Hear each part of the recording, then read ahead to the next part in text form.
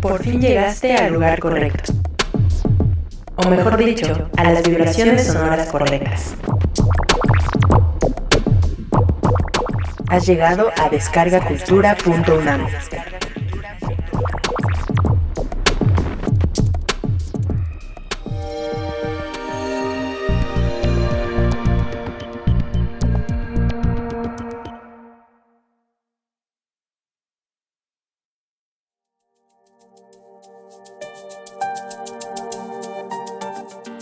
Ahora cerca de 1,200 títulos que tenemos en línea permitiría que cualquier persona pudiera escuchar un título diario durante más de 3 años, que es muchísimo. Y además considerando que hay títulos muy largos, como los cursos, que no se pueden escuchar en un solo día, entonces quizá es un poco más de eso. Pues es un acervo pues ya muy importante y que está a disposición de cualquier persona. Eso también me parece muy valioso, pues.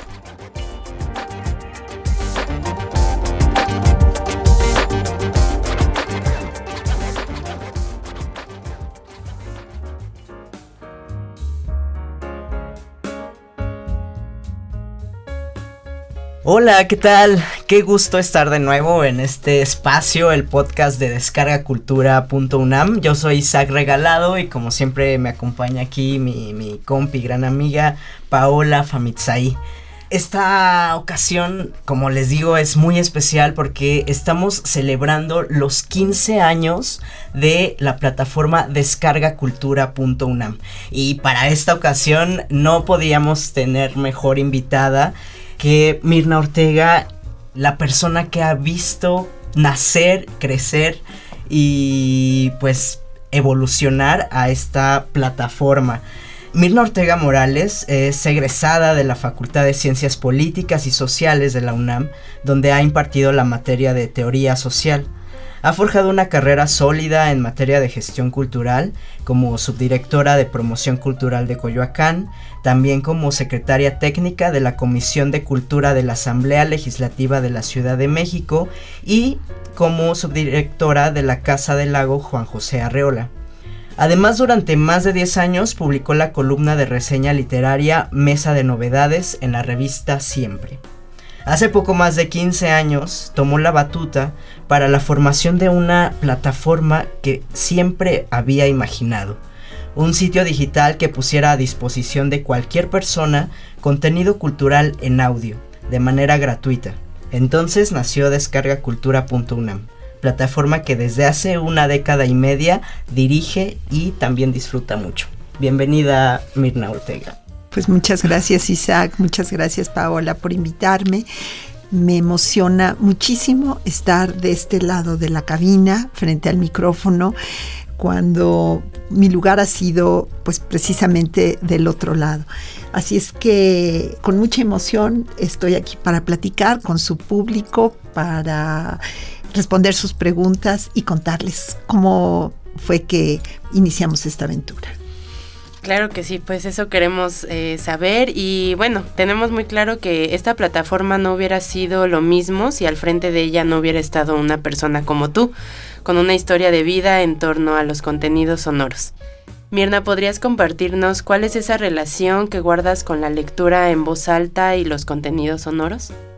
Fíjate que siempre he creído que los lectores se hacen a partir de que de muy niño normalmente alguien te leyó y te leyó bien, cuando todavía pues no eras capaz de leer tú mismo, o aún cuando comenzabas a leer hacía falta que alguien te leyera. La voz de quienes tuve la fortuna que me leyeron de esa manera fue muy importante, pero después compartí particularmente con mi papá algunas grabaciones de lectores de poesía. Eran muy escasas y me acuerdo que nos gustaban muchísimo, las disfrutábamos mucho. Después ya más grande comencé a buscar audiolibros y me di cuenta que habían en inglés, no había en español fácilmente audiolibros. Compré los que podía en inglés, en francés también había. Y esta carencia de títulos en español me llamaba mucho la atención. ¿Por qué no había títulos en español?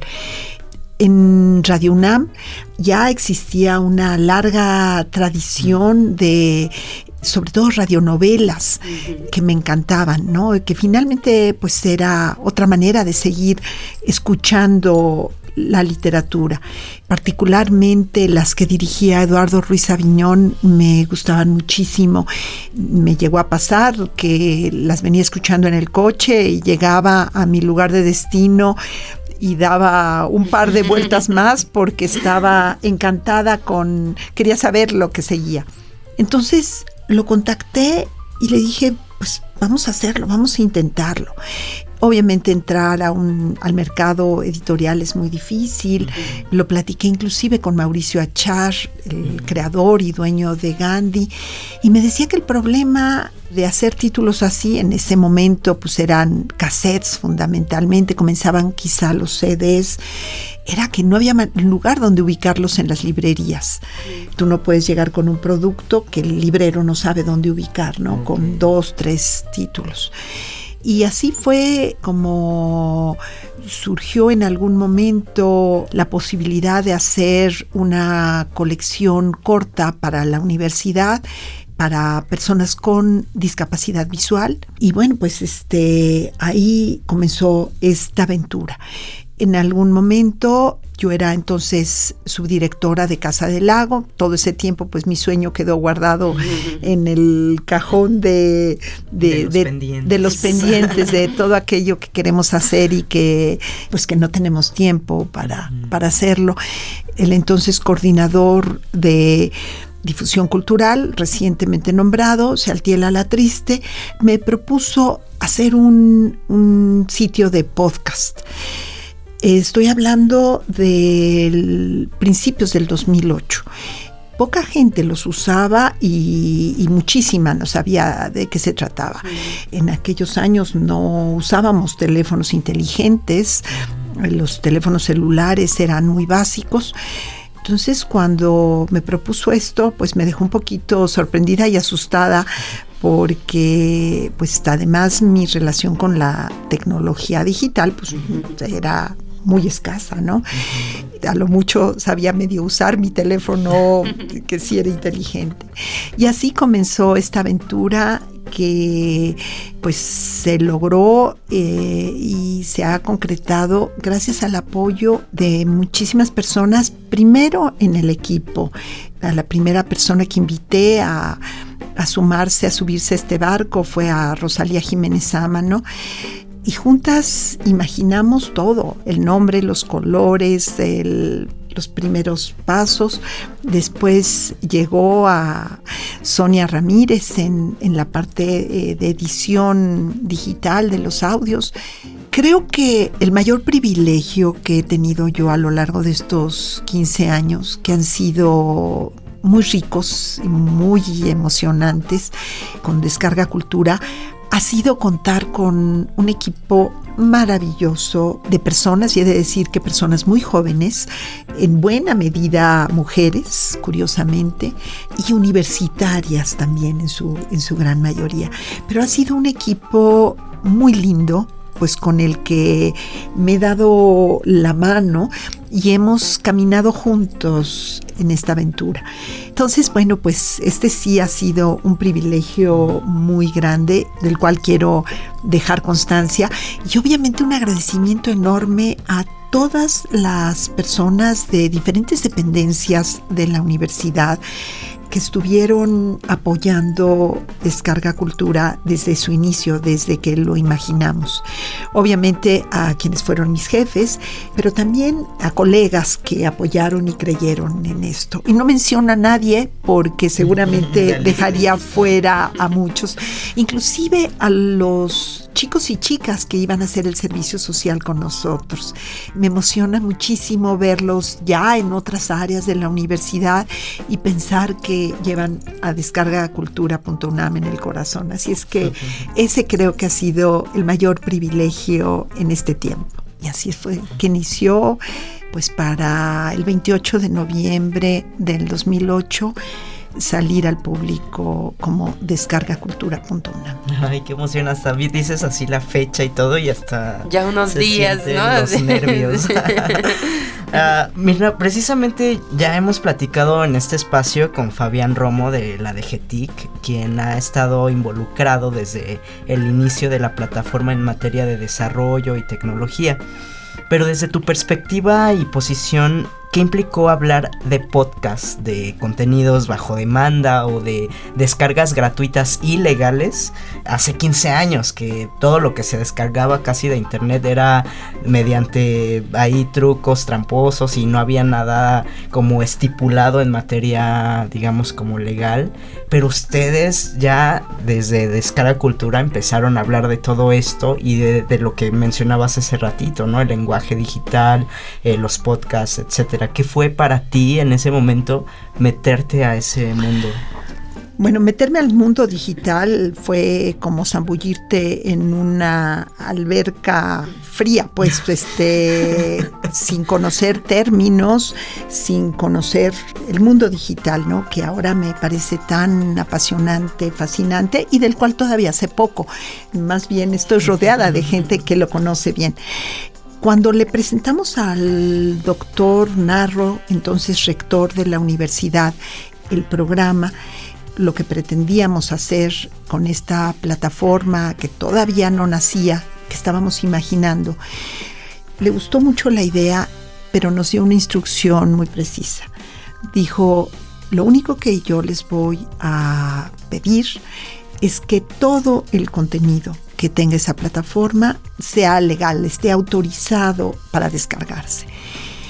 Fue contundente, fue muy importante que nos diera esta instrucción.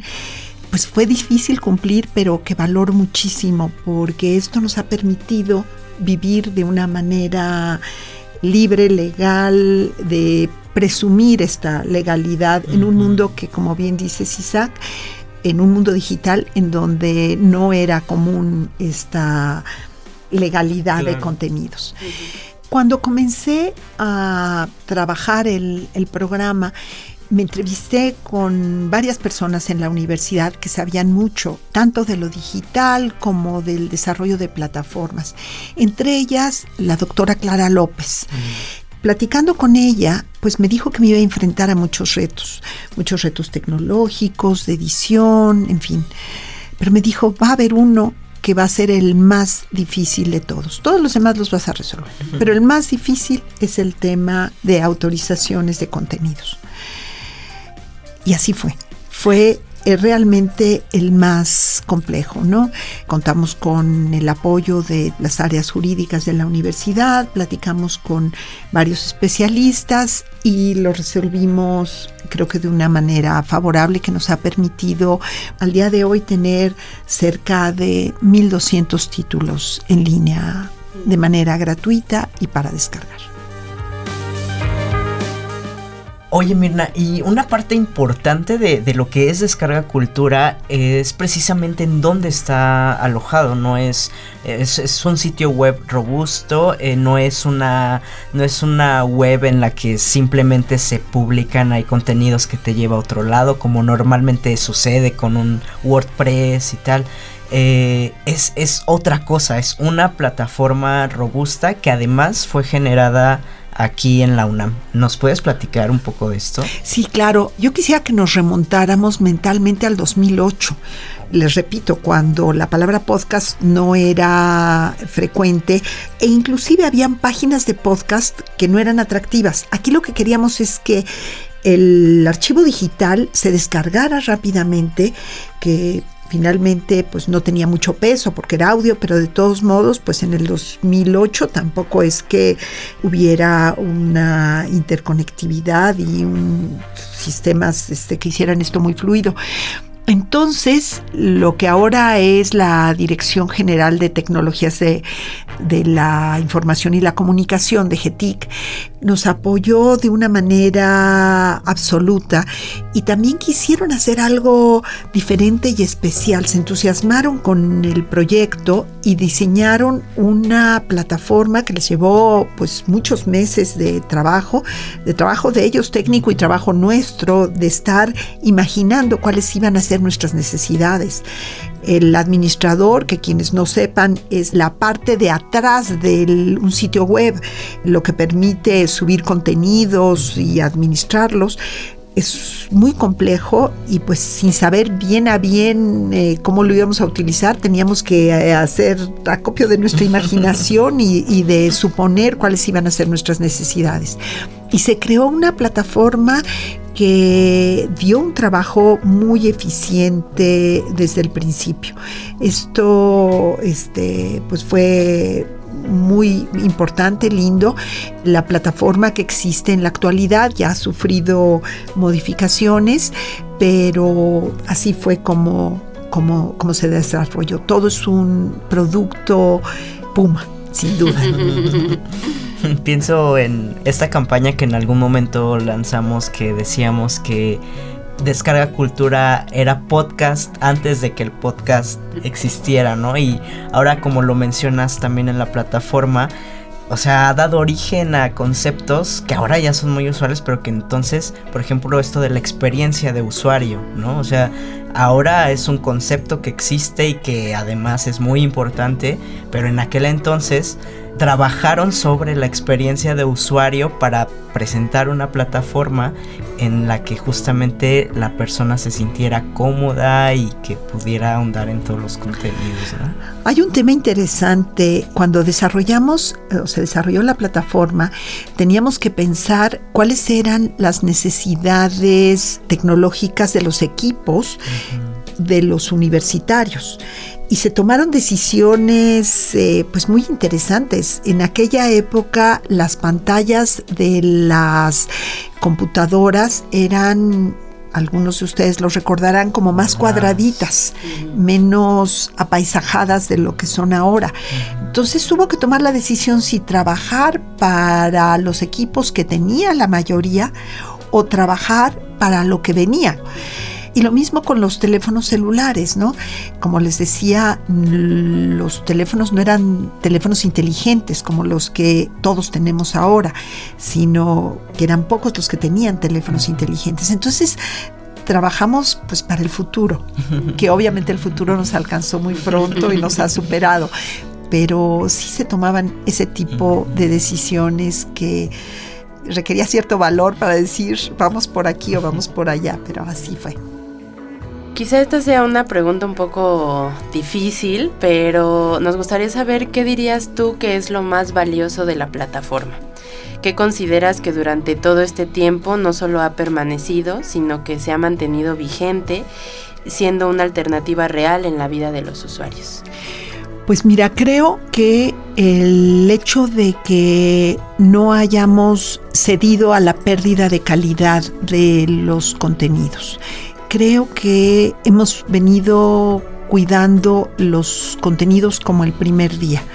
Y esto creo que permite que los usuarios sepan siempre que todos nuestros contenidos son valiosos. Esta ha sido una preocupación y quiero aquí reconocer el trabajo del equipo de producción que coordina Sonia Ramírez, que han tenido mucho cuidado en la edición. Siguen haciendo edición como el primer día. Es una edición artesanal, muy cuidada, muy hecha con mucho cariño, con muchas horas invertidas en cada título, muy diferente a la que se hace para productos sonoros que salen en radio, en fin, en donde la edición tiene que ser menos cuidada. Aquí tenemos siempre en cuenta que el usuario está escuchándolo con audífonos y que hay que cuidar la calidad del sonido. Esto por un lado, y también la calidad de los títulos, de los autores y de los títulos. Yo diría que esto es lo más valioso.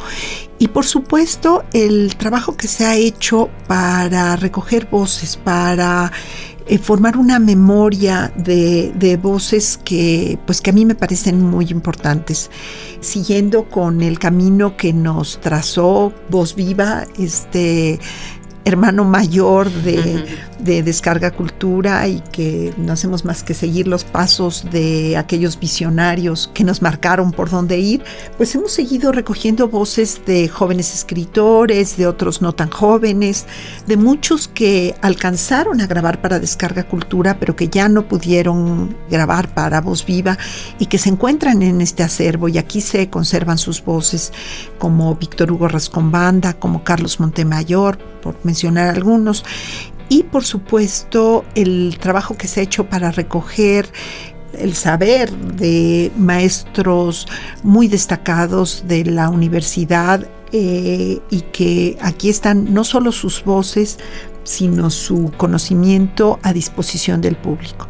Y el hecho de que permanezca gratuita, de que en un mundo en el que todo tiene que comercializarse, la generosidad de la Universidad Nacional hacia la sociedad, cumpliendo con una de sus funciones esenciales, ha permitido que estos contenidos estén al alcance de cualquier persona. Sí, es decir, o sea, de verdad que en los contenidos no hay desperdicio de ningún sentido. Esto que comentabas de que cómo son seleccionados y cómo se pueden disfrutar cada uno, y seguramente esos 3 años que uno pasara escuchando Descarga Cultura se la pasaría de maravilla.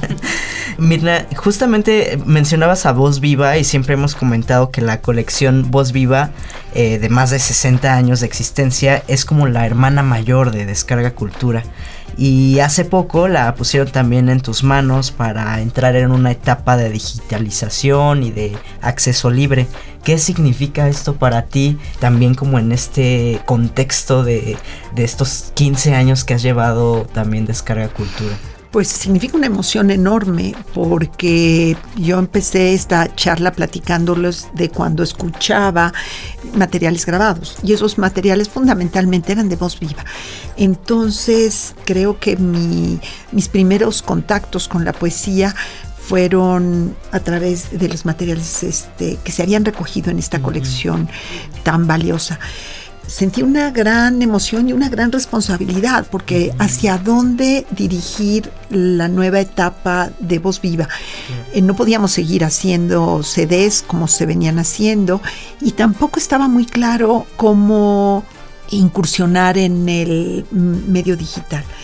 Creo que lo hemos hecho bien. Yo invito a que visiten el sitio, que además es un repositorio que tiene el propósito de conservar con los mejores estándares de preservación digital los contenidos. Es www.vozviva.unam.mx. Al inicio también nos platicabas un poco de lo que ha sido en tu vida consumir contenidos sonoros, como ya lo repetiste igual, pero en un sentido más amplio, ¿qué significa para ti escuchar?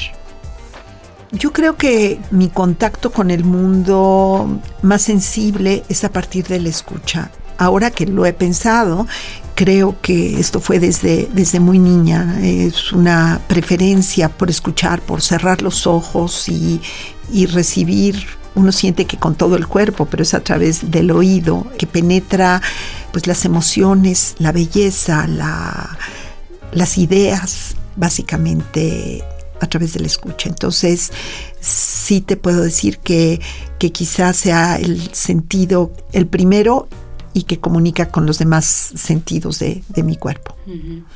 Qué bonito. ¿Y qué le gusta escuchar a Mirna Ortega, y cuál es el momento preferido del día para escuchar? Me gusta mucho escuchar específicamente los contenidos de Descarga Cultura cuando camino. Procuro caminar, hacer un poco de ejercicio, y ahí me gusta mucho escuchar. Lo hago también cuando voy manejando. ¿Qué me gusta escuchar? Escucho lo que se va produciendo día con día, y esto pues es parte de mi trabajo, ¿no? Pero por puro placer me encanta volver a los primeros títulos, los títulos que grabamos cuando estábamos comenzando. Y me encanta volver mentalmente a esos primeros momentos y agradecerle a los autores que creyeron en esto, que nos dieron su voz, sus textos y hicieron las primeras grabaciones. Entonces, a eso siempre me encanta volver.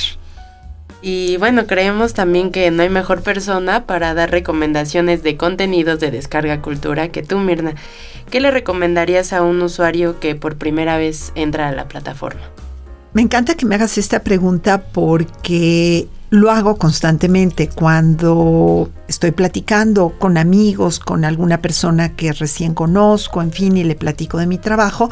Necesariamente acabo recomendándole que entre a Descarga Cultura y obviamente voy recomendando algo específicamente para la persona con quien estoy platicando. Sé que no cualquier contenido es el mejor para cualquier persona. No es lo mismo un joven de 18 años que una persona de 70, quizá habría algunas cosas diferentes que recomendaría. Tengo que decir que tengo pues mis preferidos. Están los cuentos de Víctor Hugo Rascón-Banda, por ejemplo. Esos los recomiendo mucho. Me encantan la poesía de León Felipe que recientemente subimos en la colección, en la serie de Voz Viva. Me gustan mucho algunos cursos de grandes maestros. Tengo especial predilección por el de Juliana González, por ejemplo, sobre ética, aunque hay varios que me gustan muchísimo. Quizá los poemas de Carlos Montemayor, de qué es poesía, sí, me gusta mucho y ese lo he recomendado mucho. Chicago de Juan Villoro me encanta y vuelvo a disfrutarlo con mucha frecuencia. Y pues sin lugar a dudas tengo predilección y un apego especial a lo que grabó Ignacio Solares, mi compañero de vida. Entonces, sin duda, a eso siempre vuelvo. Pues Mirna, de verdad muchísimas gracias por este tiempo compartido dentro de Descarga Cultura y también por este tiempo que nos has regalado para este episodio, que estamos seguros que van a disfrutar también quienes escuchan, y pues para que terminen de disfrutar y de enamorarse también de la plataforma, precisamente les vamos a dejar con estas recomendaciones que nos ha dado Mirna Ortega para que las disfruten, un poco de todo. Muchísimas gracias.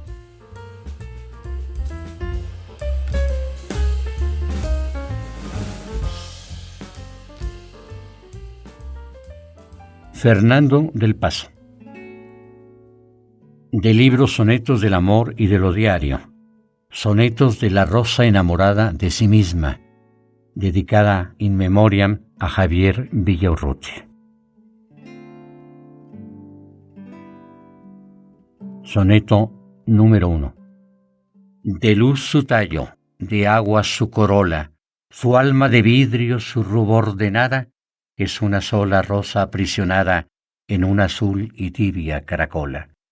Es una rosa transparente y sola, de sal sus hojas y de frente alada, una rosa de sol abandonada en las saladas alas de una ola. Encandilada rosa de un reflejo, danzante rosa que se vuelve encaje de espumas claras y de brillos lentos, la rosa está prendada de su espejo, apasionada rosa del oleaje, enamorada rosa de los vientos. Soneto número 2. Dice la rosa que el celeste manto azul de la mañana, la verbena, la flor de la pasión, la hierbabuena, la magnolia y la flor del palo santo, que el clavel, la violeta y el acanto, el girasol, la flor de Nochebuena, el lirio, la amapola, la azucena, el pensamiento, el loto, el amaranto, y otras 1000 flores que la rosa nombra, en majestad, belleza, proporciones, en aroma, en color, dice la rosa, que no le llega ni a su sola sombra, e incluye a la lelí, los dandeliones, las lilas, la gardenia y la mimosa. Soneto 3. Aplicada la rosa a su elegancia, se dedicó a estudiar rosicultura. Aprendió la ecuación de su estatura y elaboró un teorema de su infancia. Y aún hizo más la rosa en su arrogancia. se doctoró en su propia arquitectura, se aprendió de memoria su hermosura e hizo una tesis sobre su fragancia. Así quedó la rosa cultivada, tonta de tanta alambicada ciencia, de tanto teorizar sobre sí misma. Sola quedó la rosa enajenada en el prisma de turbia transparencia de un perfumado y pálido sofisma. Soneto 6. ¿A dónde fue la rosa, la más fina entre todas, la rosa invertebrada? Se fue la rosa tras la rosa amada, la rosa elemental, rosa de harina. La rosa cenital, rosa marina, ¿a dónde fue la rosa inmaculada? Tras de su sombra fue, tras de la nada, la prodigiosa rosa cristalina. Se deslumbró la rosa con su estrella, no hay más hondo dolor, pena más honda, que a la rosa por rosa la consuma. Se fue la rosa tras su propia huella, se fue sedienta de su amarga fronda, ciega la rosa con su propia espuma. Volver a Santa Rosa, de Víctor Hugo Rascón Banda. Me fui cuando tenía 12 años. Como si fuera un gavilán pollero, la avioneta Comanche de Chalelo Varela nos arrancó de Santa Rosa a 6 niños que fuimos enviados a estudiar a Chihuahua. Muy temprano, un día que amaneció algo triste, medio nublado, subimos al campo de aviación en el Cerro de la Blanca con nuestras cajas de cartón amarradas con istle. Yo llevaba un beliz de lámina azul, una carta para unos tíos desconocidos y 3 viejos billetes de 10 pesos, los de la teguana sonriente, para mis gastos de los primeros meses que se convertirían en años. Me detuve ante la puerta de la avioneta. Arriba ya estaban todos. Un pequeño paso, dejaría de tocar el suelo de Santa Rosa y daría un brinco a mi vida. «No te rajes, mijito», dijo mi padre. «Escribe», escuché a mi madre. Mi hermano Rey me miraba muy serio desde un huizache. Mi hermana Nelly no dijo nada, pero se abrazó a mi madre llorando. Subí. La avioneta empezó su carrera por la pequeña pista de tierra arrancada al cerro, a pala y asadón. Una nube de polvo levantó sombreros y ocultó a mi familia y a quienes fueron a despedirnos. La avioneta se elevó y voló por encima del camposanto, río abajo, para evadir los altos cerros que aprisionan a Santa Rosa. Qué pequeño se veía el pueblo. Una miniatura, como un nacimiento. Brillaban los techos de lámina de plata y zinc sobre las casas de 2 pisos. Así debían mirar el pueblo las aguilillas que en las tardes dan vueltas sobre el cielo de Santa Rosa. Traté de localizar mi casa azul con balcones amarillos en la calle de en medio. Allá estaba la plaza, allá las alamedas, allá la escuela, allá la cárcel. Qué pequeños los cerros, el Espinazo del Diablo entre los 2 ríos, el Cerro Azul, el Cerro de las Vueltas Largas, el Cerro de las Bolas. Miré a lo lejos los ranchos colgados en las faldas de cerros y montañas. La mesa del Vallecillo, los tepozanes, la ciénega, la huerta de Rico, la mesa seca, o pegados al río, la Joya, las Taunas, la huerta de Dolores. La avioneta se perdió por el crestón, rumbo al río Teros, y Santa Rosa quedó atrás. He vuelto después de 30 años. Para curar una herida del alma y para buscar un remedio a esta ansiedad que no logro calmar. Las avionetas ya no vuelan por acá. Antes, por tierra, en mula, troca y tren, hacíamos 3 días a Chihuahua. Ahora solo 1, porque ya llegaron las trocas por un camino de terracería abierto a través de las barrancas de la Sierra Tarahumara. Arte poética. Carlos Montemayor. Cuando mi hijo come fruta o bebe agua o se baña en un río, solo dice que come fruta o bebe agua o que se baña en el río. Por eso ríe cuando leo mis poemas. No comprende aún tantas palabras. No comprende aún que las palabras no son las cosas, que en un poema quiero decir lo que nos rebasa a cada paso. La ira entre quincenas y casas prestadas y ropas que envejecen.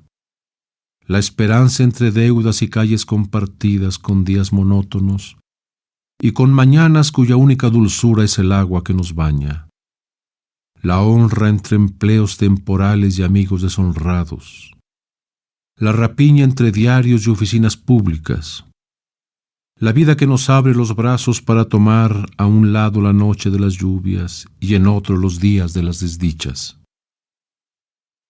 Mas cierta vez, comiendo un persimonio de mi pueblo, dijo sin darse cuenta que sabía como a durazno y ciruela. Porque desconocía esa fruta, no dijo lo que era, sino cómo era. No comprende aún que así hablo yo, que trato de comprender lo que desconozco, y que intento decirlo a pesar de todo. Como si ignorar fuese también una forma de comprender. Como si siempre recordara que la vida no es una frase, ni un nombre, ni un verso que todos entienden.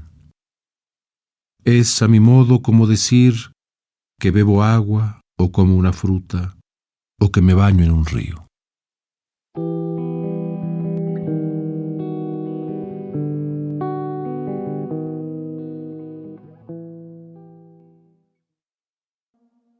Ética y naturaleza humana.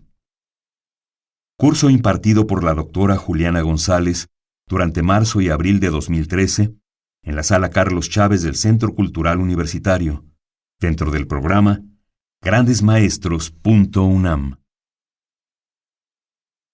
Continuamos con este tercer acercamiento a las revoluciones científicas de nuestro nuevo saber acerca de la vida y acerca de la naturaleza humana.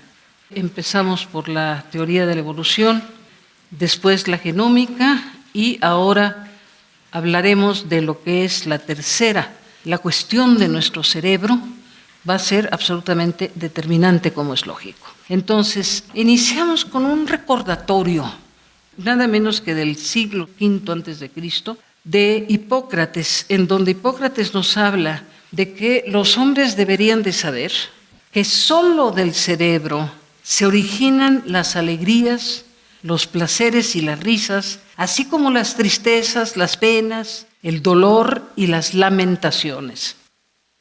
Es por el cerebro, de manera especial, que adquirimos sabiduría y por ese mismo órgano podemos sufrir locura o delirio y nos asaltan miedos y terrores. Por eso creo que el cerebro ejerce el mayor poder en el hombre. Estamos hablando de siglo V-IV antes de Cristo en Grecia. Hay esta intuición absolutamente extraordinaria que tiene Hipócrates.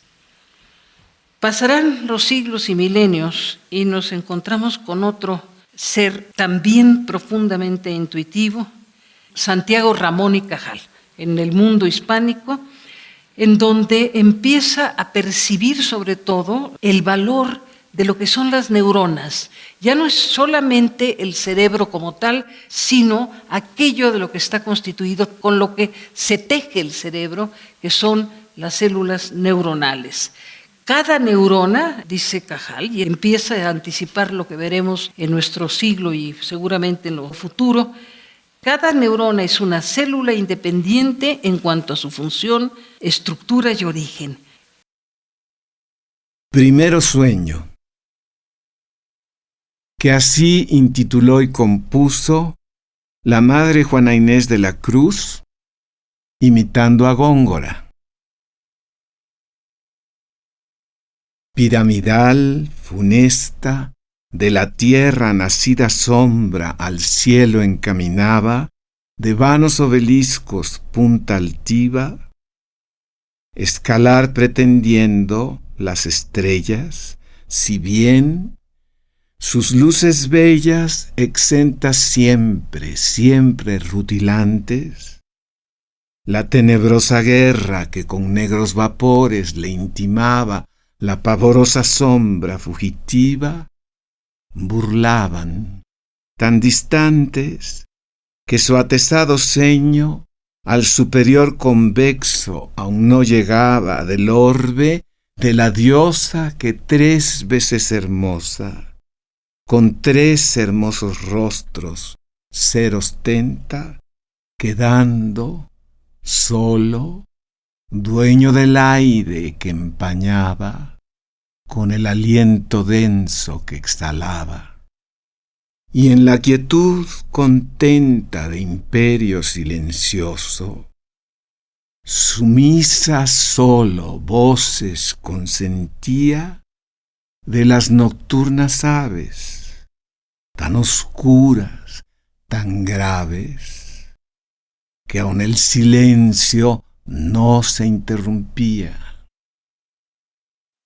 Con tardo vuelo y canto, del oído mal y aun peor del ánimo admitido, la avergonzada Nictimene acecha de las sagradas puertas los resquicios, o de las claraboyas eminentes los huecos más propicios, que capaz a su intento le abren brecha y sacrílega llega a los lucientes faroles sacros de perenne llama que extingue, si no infama, el licor claro, la materia crasa consumiendo, que el árbol de Minerva, de su fruto, de prensas agravado, con gojoso sudó y rindió forzado. Y aquellas que su casa campo vieron volver, sus telas hierba, a la deidad de Baco inobedientes, ya no historias contando diferentes, en forma sí afrentosa transformadas, segunda forman niebla, ser vistas aun temiendo en la tiniebla, aves sin pluma aladas. Aquellas tres oficiosas, digo, atrevidas hermanas, que el tremendo castigo de desnudas les dio pardas membranas, alas tan mal dispuestas, que escarnios son aun de las más funestas. Chicago. Juan Villoro. Está duro el frío, ¿verdad? El taxista me miró por el espejo retrovisor. Y esto no es nada, si le dijera la de fríos que he pasado. Los taxis son espacios narrativos donde no se necesita otro estímulo que el silencio para que el conductor comience a hablar. Me dispuse a oír un monólogo sobre las bajas temperaturas, pero el discurso tomó otro rumbo. ¿Usted conoce Chicago?, me preguntó. No. Ah, caray. ¿Cómo le explicaré para que me entienda? ¿Hace mucho frío? Traté de volver al tema. Ni se imagina. Es una ciudad canija, de veras canija. Pero ¿cómo le digo? Se pasó la mano por el pelo, de un negro azulado. En el dorso tenía un tatuaje, una Virgen de Guadalupe en miniatura. Le pregunté si se lo había hecho en Chicago. Obvio, mi jefe, contestó con total desinterés. ¿Cómo le digo? Insistió, sumido en cavilaciones. Mire, a ver si me agarra la onda. Chicago es más o menos del vuelo del DF. Si sube a la Jusco, ve luces hasta la villa, nomás que ahí hay unos radares gigantes. Todo es muy distinto. Haga de cuenta que está en el Estadio Azteca. Qué América ni qué nada. Es la cancha de los osos. Desde el estadio se puede ir hasta Chapultepec en un tren de poca madre. Solo que en Chapultepec no hay bosque, sino unos lagos tan grandes que no se ve la otra orilla. En invierno, el viento de los lagos te corta las manos. Es el factor de congelación que le llaman. ¿Ha visto los cisnes negros de Chapultepec? Bueno, pues allá hay patos salvajes. Vienen en bandadas desde Canadá, o al revés, se van para allá. Los rascacielos son tan altos que los patos no llegan a las azoteas. Tienen que volar entre los edificios. Ahí Paseo de la Reforma se llama La Milla Magnífica. No sabe qué torres. 80 pisos de puro cristal. Se necesitan unos huevotes para trabajar de limpiavidrios. A esos cuates les dicen la Fuerza Aérea. Pura jerga de altura. Un cuñado mío apenas aguantó un día en un andamio. Y ni pagan tanto, no se crea. El cuate que conectó a mi hermano vive en un lugar pinche, allá por el norte. Haga de cuenta por Ecatepec. Pero allá Ecatepec está lleno de negros y hay un chingo de tiendas que abren toda la noche, con eso de que muchos trabajan todo el día. Esto les va a interesar a todos y sobre todo al maestro José Emilio Pacheco. Un tema fundamental en tu obra es tu relación tan estrecha, en ocasiones incluso ambivalente, con la Ciudad de México, con México y en especial con la Ciudad de México. Buena parte de tus cuentos transcurren en la Ciudad de México. Desde su primer libro hay cuentos sobre el Parque Hundido, etcétera, de la que por lo demás es personaje central, Batallas en el Desierto. Incluso a esa relación tan particular le dedicaste uno de tus poemas más admirables, creo yo, Alta Traición. No amo mi patria, dice José Emilio Pacheco. Su fulgor abstracto es inasible, pero, aunque suene mal, daría la vida por 10 lugares suyos. Cierta gente, puertos, bosques, desiertos, fortalezas, una ciudad deshecha, gris, monstruosa, varias figuras de su historia y montañas. Y, claro, nos daría la vida por 3 o 4 ríos. ¿Qué es la Ciudad de México para José Emilio Pacheco? Bueno, debo decir que ese poema también, no sé por qué me sacan todos mis... ese poema no había nacido nadie que esté ahora aquí, es de 1966 y lo puedo demostrar porque está publicado en la revista de la universidad, no es una falsificación, y sale en el libro de 1969 que se llama No me preguntes cómo pasa el tiempo, pero esa ciudad, espero no estar echándoles la sal a ustedes, esa ciudad que nos parecía deshecha, gris y monstruoso, era un Edén, era un paraíso, comparado con el auténtico horror de 2010, que yo no sé a dónde va, ¿no? Es un espanto vivir aquí. Pero... ¿Pero qué? Pero esa ciudad la sigues amando, como dices. No creo que ya nadie pueda. De verdad no creo. Me encantaría, se podía amar. Y aparte ahora, bueno, lo mismo que había pasado con el terremoto, porque una cosa es hablar poéticamente del polvo, la ceniza y las ruinas, y otra cosa es verlo auténticamente, cómo ocurren esas ruinas. Es que la ciudad es de los jóvenes, vean cómo va retirando uno constantemente. Por ejemplo, para mí una limitación terrible es ya no poder usar el metro o cruzar los ejes viales. Yo era, bueno, a ti te consta cómo llegábamos a Junta, poder subir al metro, poder oír lo que la gente decía, poder atravesar, no había ejes viales, bueno, después los ejes viales, ahora simplemente no puedo salir, ¿no? Es algo verdaderamente peligroso. Uno sabe que va a llegar, pero ustedes no piensen en eso. Y a mí me parece abominable el tipo que dice, jóvenes, piensen que ustedes también van a envejecer. No sabemos nada, vivan al día. Espero que no tengan y que cuando lleguen a esta edad ya la ciencia estará adelantada y no habrá ningún problema. A mí me parece odiosa la actitud del viejo que empieza a hacer las advertencias a los jóvenes, ¿no?